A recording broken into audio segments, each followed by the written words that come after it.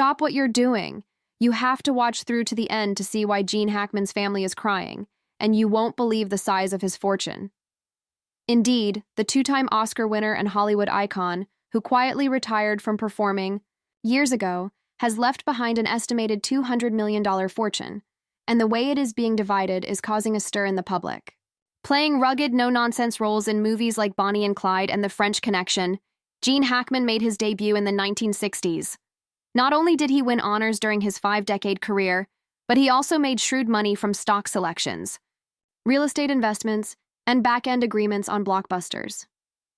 He had residences in New York and Los Angeles, as well as a large ranch in New Mexico. He invested in local businesses, tech ventures, and art collections, always keeping a low profile, but watching his nest fund increase. His publicist issued a brief statement following Gene's peaceful death at home last month at the age of 94. Although his financial legacy was not mentioned, fans and financial experts quickly pieced together clues from old interviews where he joked about having enough to buy a small country, property records that showed multiple high-value real estate holdings, and longtime managers who confirmed his investments. It was widely known that Gene Hackman had a huge wealth by the time the estate attorneys submitted the will to the Los Angeles Superior Court. According to reports, Gene left his 2 daughters, Elizabeth and Christine, the most of his assets.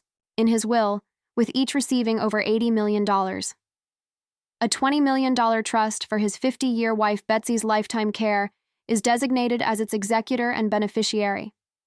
An additional $10 million has been allocated for close friends, former co-stars, and longtime employees, including drivers, assistants, and makeup artists who have remained faithful over the years. The remaining $10 million is designated for nonprofits that Gene discreetly supported, such as local theaters, wildlife conservation organizations, and children's reading initiatives. The idea of a woman and 2 daughters suddenly sitting on 9-figure sums may seem like a dream come true. People who know the family, however, claim that the reasons behind the tears are not just financial. Betsy and Gene were close-knit, modest individuals who appreciated simplicity. They preferred a simple ranch house and quiet dinners at home, never showing off their wealth with private jets or gold-plated cars. In his well-known statement, Gene stated that he would rather to be the richest man at the local diner than the poorest in Beverly Hills. It is therefore bittersweet to consider his daughters inheriting millions. Although they are obviously appreciative, they are concerned about the potential effects of such money on their personal life, friendships, and sense of direction.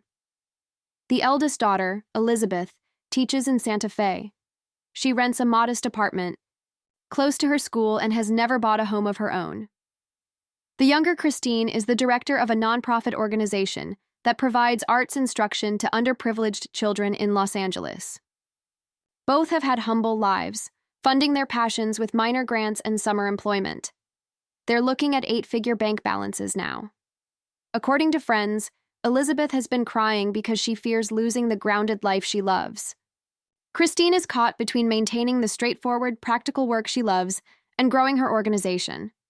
Both daughters aspire to follow their father's instructions and manage the funds sensibly while upholding the morals he taught them. Their mother, Betsy Hackman, is similarly emotional. Since 1963, she has been Gene's partner, supporting him through the highs and lows of Hollywood. She will be able to live comfortably for decades with the $20 million trust, but she has no interest in expensive vehicles or homes. Rather, she is discussing utilizing a portion of her trust to establish a foundation in Gene's honor, a fund that will provide mentorship and scholarships to aspiring performers from small towns. Gene is passionate about this cause, and Betsy sees it as a means of preserving his legacy. However, there are difficulties in dividing up a huge estate like this. Since it is a family home with decades' worth of memories, the ranch in New Mexico is difficult to sell.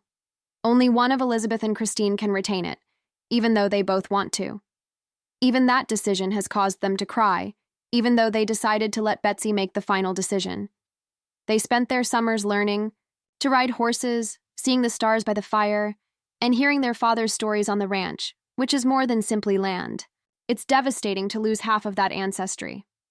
Additionally, there are tax ramifications.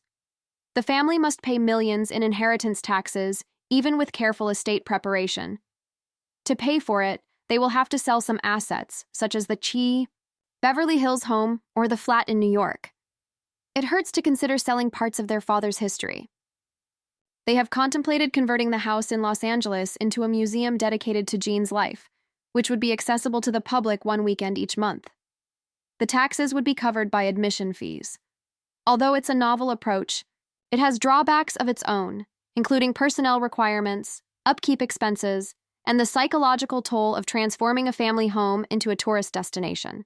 If Gene Hackman's story and the struggles his family endures have touched you, be sure to subscribe right away for more tales of the people who make the news and the legacy they leave behind. You only need to click to see Hollywood's hidden aspects for the next time.